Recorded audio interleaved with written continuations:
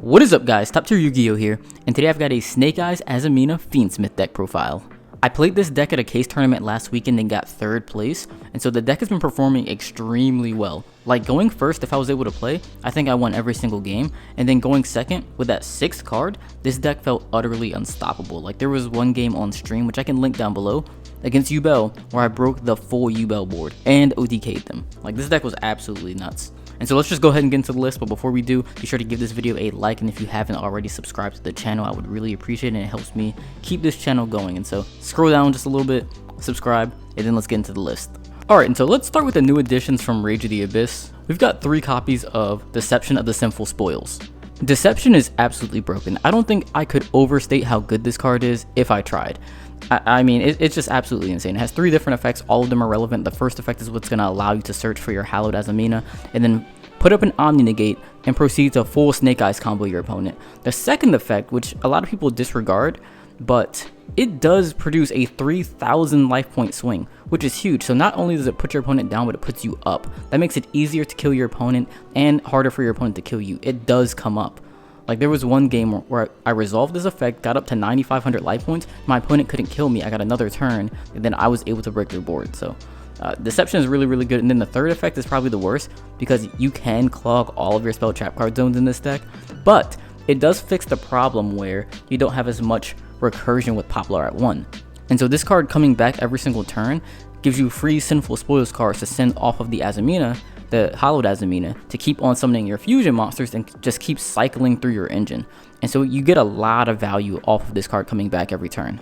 Next, we have 3 copies of Diabellstar, which can search Deception. Next, we have 3 copies of Wanted, which can search Diabellstar, which can then search Deception. And so this deck is extremely consistent in its ability to access the Azamina engine. But Wanted, I think, is sneakily one of the most important cards in the deck. And it's kind of like Zodiac Combo in this regard, to where it's a good marker for how much you're able to play. And each time you resolve that graveyard effect, it dramatically increases your chances of winning the game. And so it's like, if I haven't resolved Wanted's graveyard effect, it means that I likely haven't been able to get into my engine properly, which makes winning quite difficult. But then if I do get to Wanted and can resolve the graveyard effect, it means that I'm playing and then getting an extra card, which makes winning a lot easier. And like, obviously, if you play your good cards, you're probably going to win the game, but it's nice to have a visible, tangible marker of your progress within a game state. But yeah, Wanted's good. Next, we've got 1 copy of Snake-Eye Ash, and then 3 copies of Bonfire. And so this gives us a total of 13 1-card starters. Now, the other crazy thing about this is all of these can also serve as extenders. So if I normal summon Ash, it gets Imperm, Bonfire, search Poplar as an extender. Or this gets stopped, Deception, tribute this, get into the full Azamina combo, and then use Original to get to whatever other Snake Eyes card you want to continue with. Or Diabell doing the exact same thing. So all of these are 1-card starters, but they're also all extenders as well. It's important in modern Yu-Gi-Oh to have cards that play multiple roles, and one of the reasons why this deck is so good is that most of the cards within the engine do play multiple roles, such as your starters also being extenders. But with that, some of the other extenders are 2 copies of Oak, Poplar, and Original. So none of these on their own are full combo, but any of these with anything else is full combo. So like your Diabell gets negated, normal summon Oak effect into Ash, that's full combo. Or Poplar get Original, send something, that's full combo. And so these are the extenders that get you to your full combo as well. Then the other extenders we play are 3 copies of Engraver and 1 copy of Tract. Now for the cards that are sometimes extenders but also sometimes bricks, we have 1 Divine Temple, 1 Lacrima, and 1 Fabled Lurie. You have access to all of these cards through your combo, and so you don't necessarily need to or want to draw any of them ever, but if you do, sometimes they can help you play through boards, but obviously you would probably rather not draw them. Another thing with Lacrima and Lurie is that they're both normal summons in the hand, and with the way that you will typically do the Azamina combo, it will lead to you normal summoning, searching, and then normal summoning your Snake-Eye Ash under the protection of an Ilia Sylvia, which is the omni-negate, but that's a normal summon. If you also have Lacrima or Lurie in hand, it's another normal summon, so it can clog, and so they are both very good, but sometimes the normal summons can be a bit of a confliction.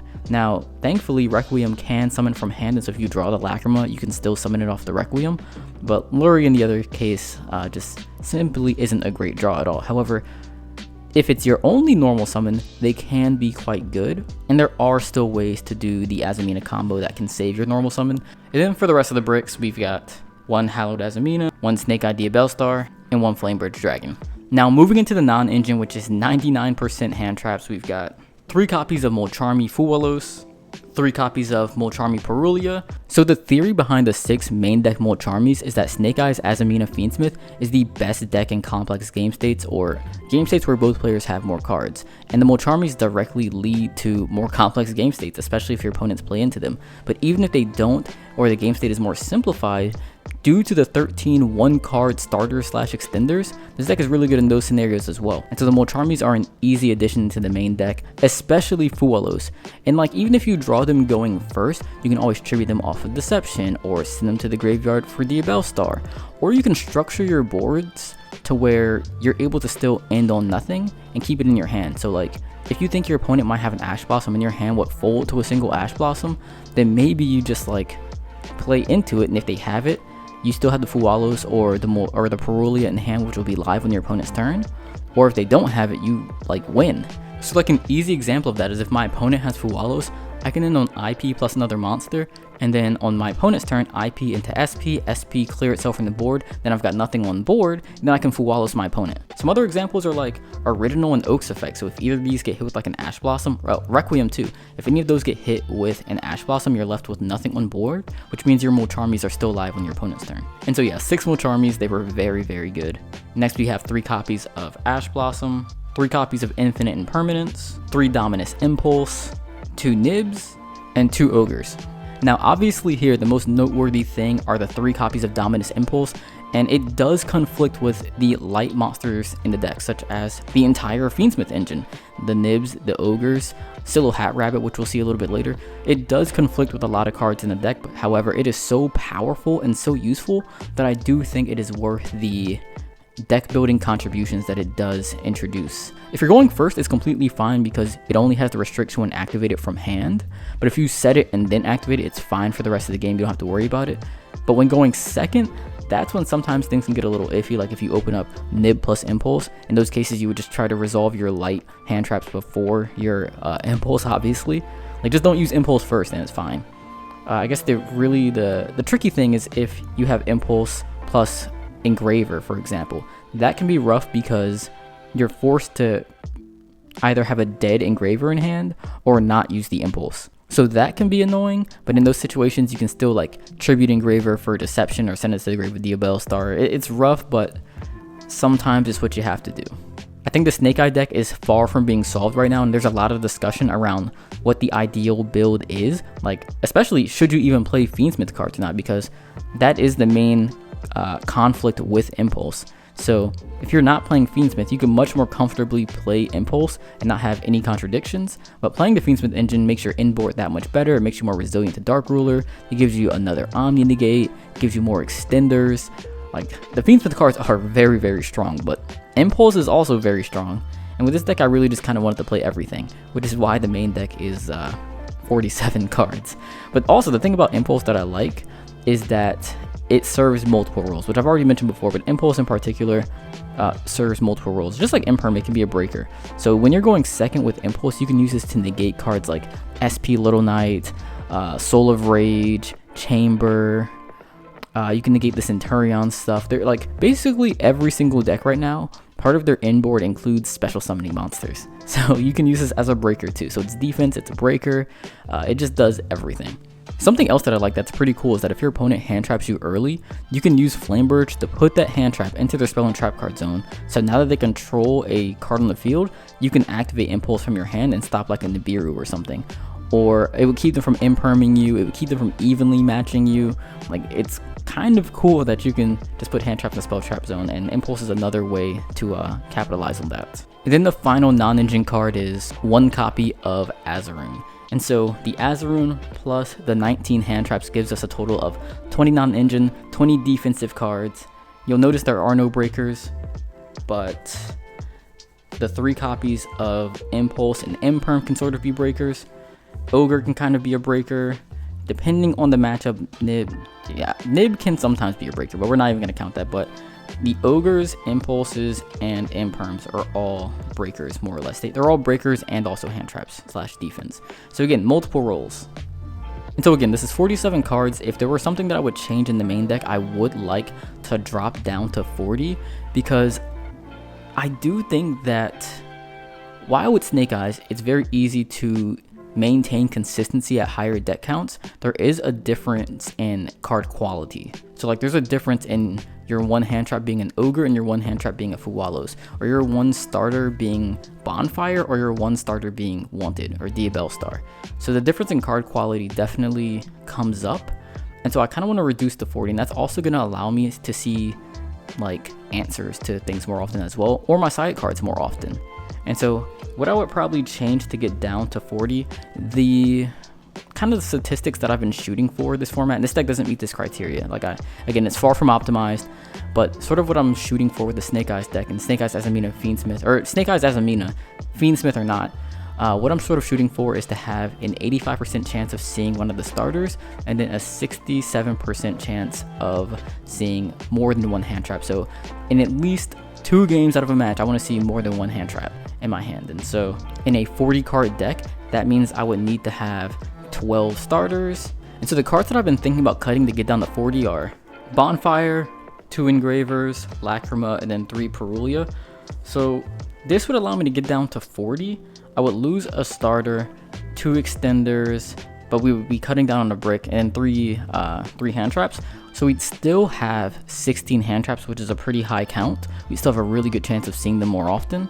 And then we would still have a moderate Fiendsmith engine as well, which again, it would still conflict with the Impulse, but at a much smaller rate. Like there would be a much smaller chance of you opening up with like Engraver plus Impulse going second, which is like really the main situation that just kind of sucks with it.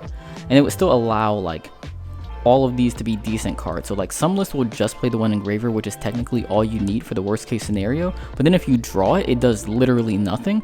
So if you draw it and still play these, you still have 2 extenders, which means you're not, completely, it doesn't mean you're losing too many extenders, because like I felt like when I cut all of them, I didn't have enough extenders and it was harder to push through hand traps. But by playing these, you still have the ability to push through some hand traps. Lori being a brick is, hey, gotta pick your battles. So this is probably what I would cut to get down to 40. If I were to go that route, and so this deck is far from solved. There's going to be a lot of developments in the Snake Eye deck moving forward as we go through this format, and I'll be sure to keep you guys up to date on what's going to be working best. Moving on to the extra deck, we're going to start with the fusion monsters. We got 1 copy of Azamina Mu Arcielago, 1 Azamina Ilia Sylvia, which is the omni-negate, 1 Desiree. That's it for the fusions, but for the rest of the Fiendsmiths, we have Sequence, Requiem, and Moon, 1 Silo Hat Rabbit, IP Masquerina, SP Little Knight, Promethean Princess, Anima, Hida, Nightmare Phoenix, Raging Phoenix, and World Sea Dragon Zelantis. The extra deck is pretty standard. The only other thing that I would maybe want to play is a second Princess. That comes up sometimes, but also Dark, especially in the mirror matches. Dark Charmer is really, really good because you can either take Ilia Sylvia for your own omni-negate, or you can take Diabell Star to trigger the effect to search your own Sinful Spoils cards. So Dark is really, really good in the mirror match, but with the Fiendsmith engine, space is extremely tight. As you can see, we're not playing Necroquip because we are playing Lacrima, so you don't need it for that, so you do get an extra slot there. But yeah, space is definitely tight, but a relatively standard extra deck. Alright guys, let's go ahead and get into the standard combo. And so for this, all you're going to need is 1 copy of Diabell Star the Black Witch, or a copy of Wanted in order to search it. And then you're also just going to need anything to send to the graveyard in order to summon that witch. So we're going to be using a Fuwalos because we're just going to toss that $100 right in the graveyard. So we're going to start off with a Fuwalos and Wanted. You start by activating your Wanted, obviously, to search your copy of Witch. Send the Fuwa to the graveyard in order to summon Diabell Star. Diabell Star effect will set your copy of Deception onto the field. Activate your Deception. And now I do feel like I should probably mention that there is a version of the combo that you can do starting off with Deception. It's basically the exact same thing but rearranged. And so if you guys want to see that combo, or if you want to see like a full combo guide or some test hands for this deck, definitely let me know down in the comment section below. I'd be happy to make it. I just want to make sure that there is some demand for like a Snake Eyes Azamina combo guide before I spend a whole bunch of time making it, because I do know a lot of people don't like this deck. A lot of people are tired of Snake Eyes, but I'm having fun with it either way. But to continue on with the combo, there's 2 lines of play you can go from here. So you want to activate your Deception's effect, obviously, but with Deception, you can either tribute the Diabell Star that you have on the field or any other monster that you have in your hand, and kind of how you do it depends on what you're trying to play around. And so if you wanted to, like, what you need to do really is you need to get this Diabell Star into the graveyard somehow. So you could tribute it, or you could tribute the monster in your hand and link it off, giving you some extra link climbing abilities. So I'll show you what we do if you want to tribute it on board, and then we can discuss the other route as we go through it. So activate Deception, tribute the Diabell Star, because again, you need to get it into the graveyard, and then Deception is going to allow you to search for your copy of Hallowed Azamina. Now you can activate the Hallowed Azamina, revealing a fusion monster, and then sending Sinful Spoils to the graveyard in multiples of 4. It's confusing, read the card, but we're going to summon out a Mu Arcielago. So summon a Mu Arcielago, sending the original to the graveyard, and now on summon we can activate Mu Arcielago's effect in order to search our copy of original. So the difference here would have been if we tributed the other monster from our hand, we'd still have the Diabell Star on board. This would allow us to make a link 2. That can be very valuable sometimes, but the downside of that is, so let's say we link these off into a link 2, and we need to get the Hallowed Azamina back to our hand, so we can activate Hallowed Azamina's graveyard effect, add itself back to hand by shuffling back the Mu Arcielago back into the extra deck. The downside though is if our opponent has a Bestial and they Bestial the Mu Arcielago, then we don't get the Hallowed Azamina back, which basically shuts off the entire Azamina engine. So then from there we would just have our link 2 plus original, which isn't bad, but it's definitely not as good. However, if we tribute out the Diabell Star, what we can always do is, so this is the game state, this is the graveyard, Mu Arcielago on the field, we still have the original in our hand. So now from here what we can do is activate Hallowed Azamina to send the Mu Arcielago from our field back into the extra deck to add itself back to the hand. So this plays around a Bestial in that regard. So now from here, if we do it this way, we can go ahead and activate the Hallowed Azamina, sending the original, and then going into our copy of Ilia Sylvia. So now we've got our omni-negate on board. So now we've got the omni-negate on board before they could like Bestial the important card out of our graveyard, or before they could nib us or like interact with our Snake Eyes combo at all. We haven't even normal summoned either. So what we can do from here is activate the original effect to put the Diabell Star back on the bottom of the deck, and then search a level 1 fire monster. This is why we needed to get the Diabell Star into the graveyard, so that we can resolve the original later. So we can use that effect to add a copy of Snake-Eye Ash to hand. And then we'll put the Diabell Star back on the bottom, original is banished. Cool. Next, we can normal summon our Snake-Eye Ash, activate Snake-Eye Ash effect, search for Poplar, Poplar effect, summon Poplar, Poplar on summon effect, get Temple, activate Temple, Temple can get our big Poplar, Snake-Eye's Diabell Star. We've all seen this combo a million times at this point. So then from here, we can activate Snake-Eye Ash effect, sending the Diabell Star in order to get out Oak. Oak effect, revive back the Ash. Now we can link away the Ash and the Poplar to go into, let's go Moon. Let's try to make some space too. Zones don't matter that much, to be honest, but just trying to fit everything in the frame. So let's go Moon, Poplar effect, spell trap the Snake Eyes Diabell Star. Then we will go Moon into Requiem, Requiem effect into the new Lacrima. Activate Lacrima's effect on summon, send Engraver to the graveyard. Now from here, we can, let's see, use Requiem effect in the graveyard to equip to the Lacrima. This is going to give us just free material to send with the Oak effect. So Oak effect, send the Requiem. That's going to allow us to summon out our Flamebirch Dragon. Now from here, we can link off the Flamebirch and the Lacrima into our copy of Sequence. That's going to trigger the Flamebirch. Flamebirch will allow us to summon back 2 of our Snake Eyes monsters. So we can go Oak, Poplar, doesn't really matter. We've used all the effects anyways. So Oak, Poplar. Now from here, we can activate Sequence effect. We also note that we haven't used Engraver's effect yet, so we could also use Engraver's effect and still have enough to resolve Sequence, because we have 1, 2, 3, 4 light fiends in the graveyard. But you don't really have to so we're not really going to. But you do have to use engraver as fusion material for this sequence effect. So we're gonna shuffle back the engraver, the moon, and then the requiem. I like to keep the lacrima in graveyard because it does have a graveyard effect that comes up sometimes. So we'll shuffle those back, and then that's gonna give us access to Desiree. Then from here, we can link both of these into our copy of, let's see, where is it? IP Masquerena. Then we can link IP in sequence into Promethean Princess. Princess effect can revive Flameburge. Flameburge can spell trap the IP, and we can also equip sequence. All that can happen here.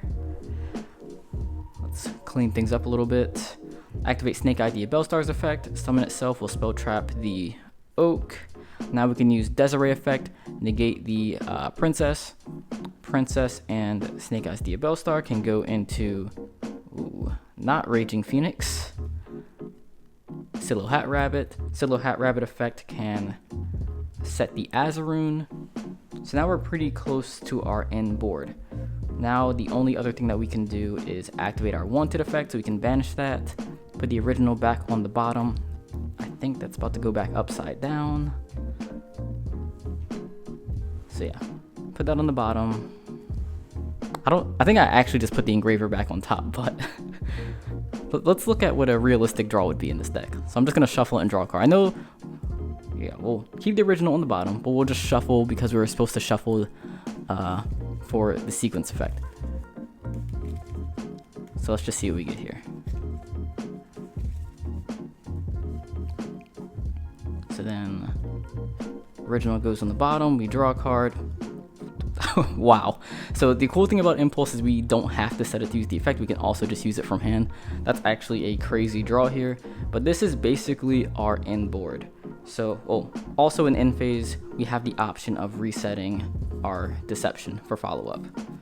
So we could either set this or set this and then keep it in hand, or you guys know what I mean. We could either set the Deception or set the Impulse. If we set the Impulse, we never have to worry about the light contradiction, or not contradiction, but the, what's the word I'm looking for?